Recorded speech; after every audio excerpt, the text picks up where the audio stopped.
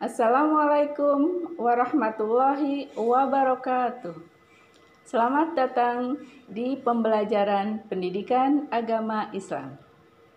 Perkenalkan, nama Ibu Erni Suherni, mengajar pendidikan agama Islam kelas 12 SMA Negeri 21 Bandung.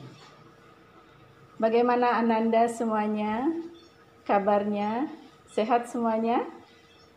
Oke, tetap sehat, semangat, dan selalu berbuat baik. Tiada hari tanpa berbuat baik.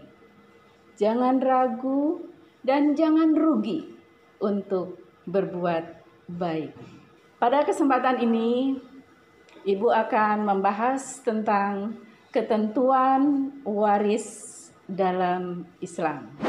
Dalam pembahasan kita kali ini, yaitu kita akan bahas apa sih pengertian mawaris, kemudian apa dasar hukumnya, yaitu dasar hukum waris ini ada di dalam Al-Quran, As-Sunnah, dan hukum kompilasi Islam di Indonesia. Serta apa saja ketentuan mawaris ini. Apa ahli warisnya, bagaimana syaratnya, kemudian sebabnya seperti apa, dan ketentuan-ketentuan dalam mawaris itu seperti apa juga. Mari kita lihat. Kita tadi udah bahas bagaimana peta konsep dari ketentuan mawaris dalam Islam. Tujuan dari kita mempelajari tentang mawaris ini adalah untuk mengevaluasi kebenaran ketentuan waris berdasarkan syariat Islam. Kita bahas yang pertama, yaitu tentang pengertian mawaris. Mawaris merupakan serangkaian kejadian mengenai pengalihan pemilikan harta benda dari seorang yang meninggal dunia kepada seseorang yang masih hidup. Dengan demikian, untuk terwujudnya kewarisan harus ada 3 unsur, yaitu 1. Orang mati yang disebut pewaris atau yang mewariskan. Jadi, kalau orang tersebut masih hidup, itu bukan berarti disebut warisan. Seperti yang kita lihat dalam tayangan tadi.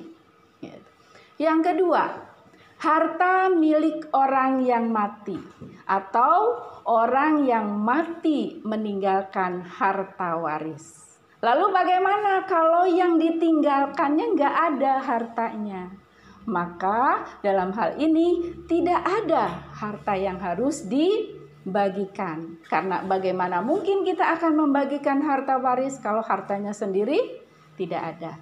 Artinya yang kedua ini, harta milik orang yang mati itu masih ada untuk dibagikan. Yang ketiga, 1 atau beberapa orang hidup sebagai keluarga dari orang yang mati, yang disebut sebagai ahli waris. Gimana Bu, kalau misalnya nggak punya anak, suami nggak ada, semuanya ahli warisnya nggak ada. Maka nanti ini akan diberikan kepada yang berhaknya. Oke, kita bahas tentang selanjutnya adalah dasar hukumnya.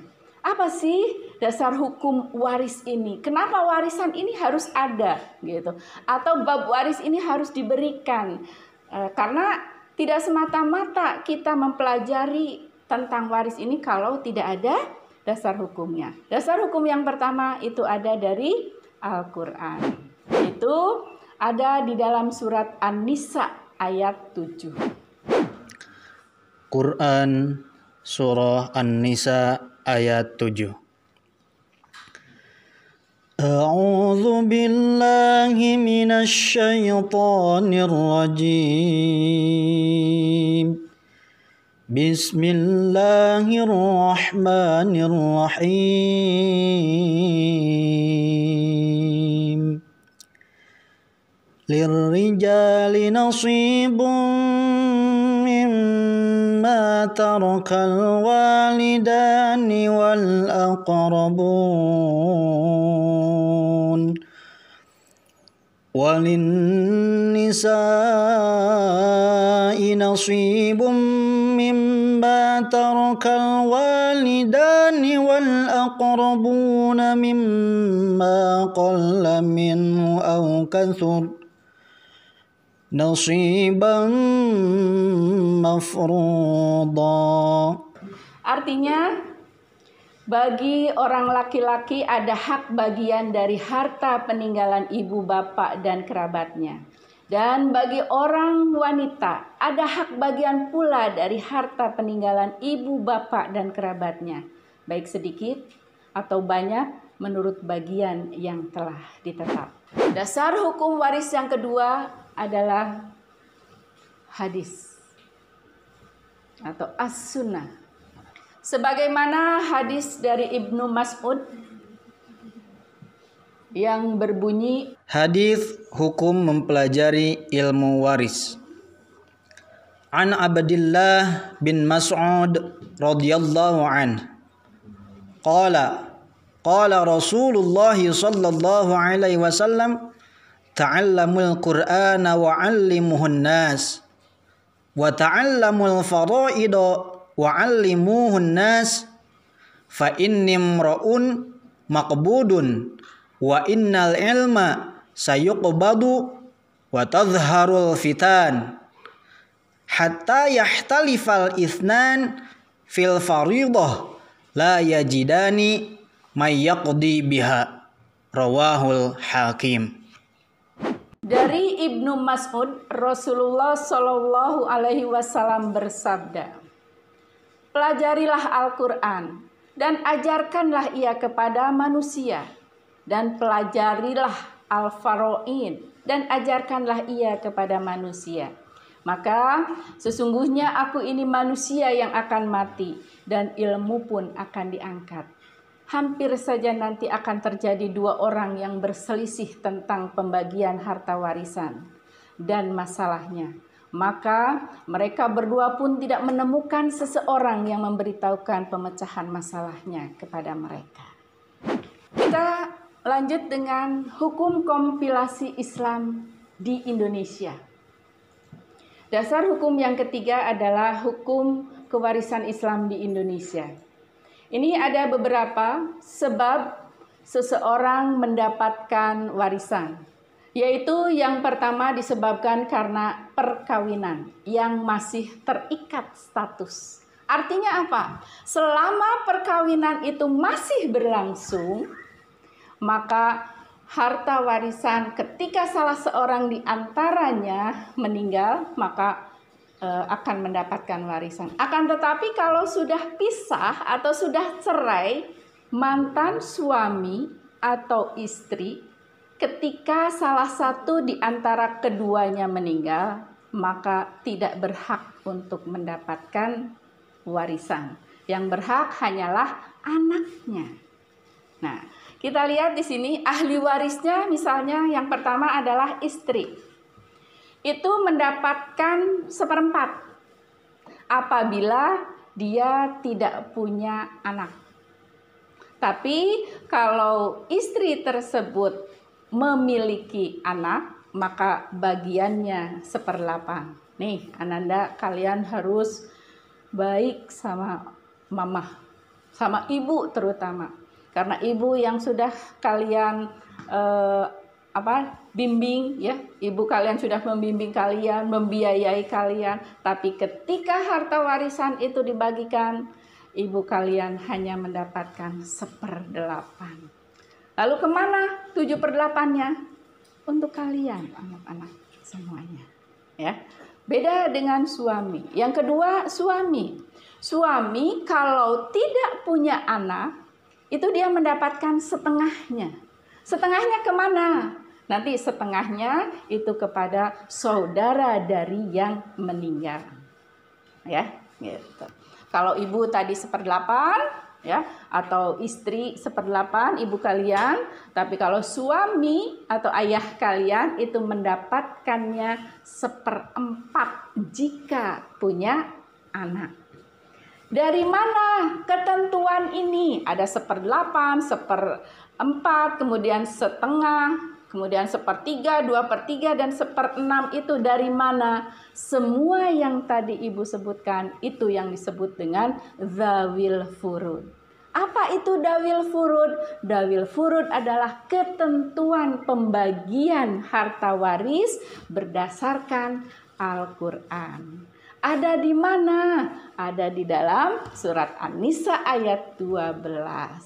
Jadi mual sapati-pati itu angka keluar kalau tidak ada dasarnya. Dasarnya dari mana? Yaitu Al-Quran surat An-Nisa ayat 12. Nah, kemudian selain dari sebab seseorang mendapatkan warisan itu karena perkawinan, yang berikutnya adalah karena ada hubungan darah atau nasab yang disebut seperti anak ya, ayah dan lain sebagainya.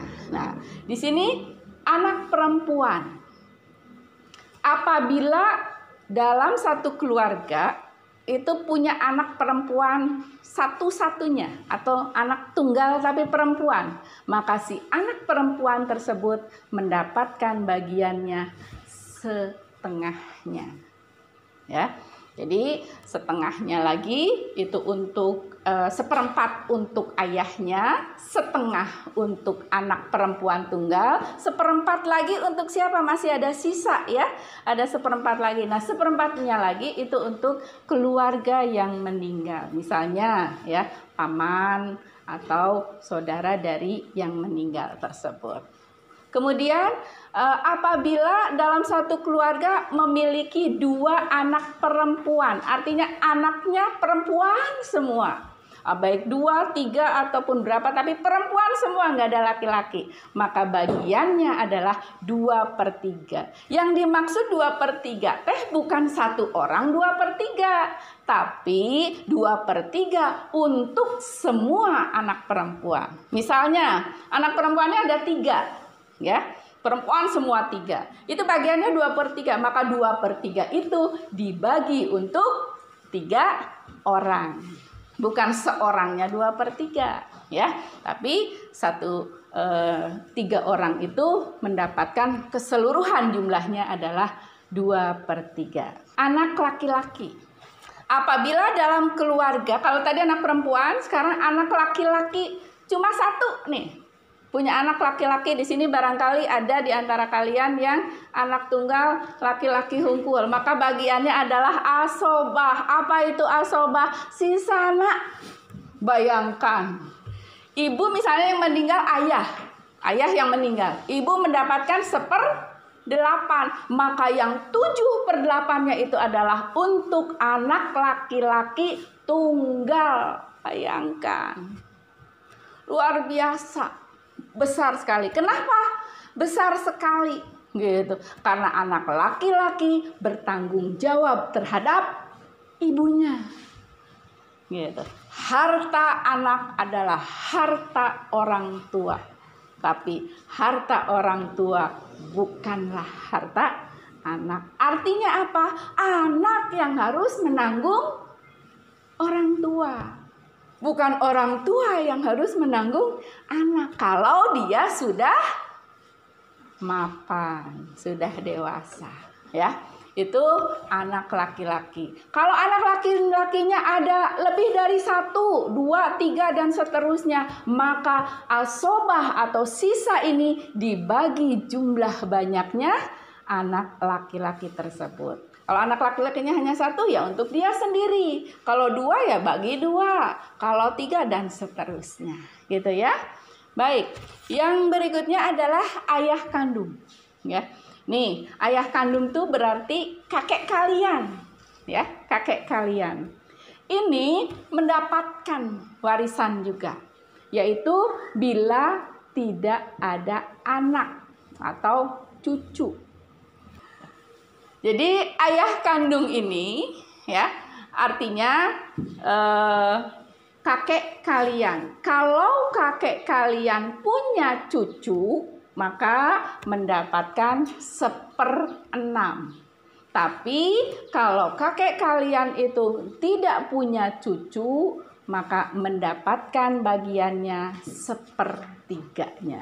Begitu pula ibu kandung, sama dengan ayah kandung. Bagiannya 1/3 jika tidak punya cucu dan 1/6 apabila punya cucu.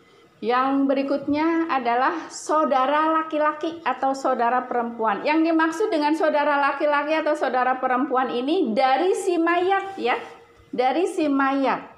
Artinya yang meninggal itu punya saudara laki-laki atau saudara perempuan. Dia akan mendapatkan 1/6 ya apabila tidak punya anak.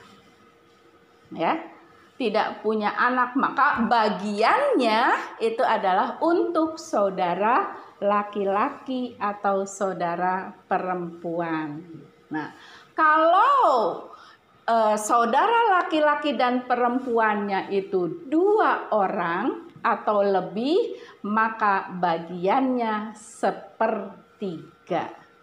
Ya, yang dimaksud dengan 2 orang atau lebih itu adalah saudaranya, paman kalian. Paman kalian ada 2 misalnya, ya, atau tante kalian ada 2, maka bagiannya 1/3 dibagi jumlah banyaknya saudara tersebut. Dengan catatan yang meninggalnya itu tidak punya anak. Ya. Kemudian yang berikutnya adalah saudara perempuan sekandung. Saudara perempuan sekandung tapi seayah. Jadi saudara perempuan sekandung tapi seayah. Artinya ayah kalian nih misalnya menikah dengan si A, kemudian bercerai atau meninggal misalnya. Nah, kemudian nikah lagi ya, dan nikah lagi ini punya anak, maka punya anak yang kedua ini atau anak yang berikutnya adalah saudara sekandung seayah, karena ayahnya 1 tapi dari 2 ibu, maksudnya 2 ibu itu 2 wanita ya. Baik, itu bagiannya berapa ya? Kalau saudara perempuan sekandung seayah itu sendirian, maka bagiannya adalah 1/2. Tapi kalau saudara perempuan yang sekandung yang seayah ini lebih dari 1, maka bagiannya 2/3. Dengan catatan, ingat, tidak punya anak. Saudara sekandung, saudara laki-laki baik seayah maupun yang sekandung itu akan mendapatkan apabila tidak punya anak. Tapi kalau punya anak, maka saudara itu tidak mendapatkan warisan. Ya. Yang terakhir adalah cucu atau keponakan. Ini akan menggantikan kedudukan orang tuanya yang menjadi ahli waris. Persyaratan berlaku sesuai dengan kedudukan ahli waris yang diganti. Misalnya gini, ibu punya suami nih. Suami ibu udah meninggal. Kemudian kakeknya anak ibu ini meninggal. Harusnya kakeknya ini itu kan harusnya turun ke suami ibu. Tapi karena suami ibu nggak dapat, maka turunnya ke siapa? Ke cucu atau ke anak ibu yang laki-laki. Kenapa? Karena dia belum mendapatkan warisan dari orang tuanya. Keburu meninggal duluan. Ya. Nah, ini bagiannya berapa? Sesuai dengan yang diganti kedudukannya sebagai ahli waris. Ya, jadi ini fleksibel ini juga merupakan ijtihad dari para ulama, ya.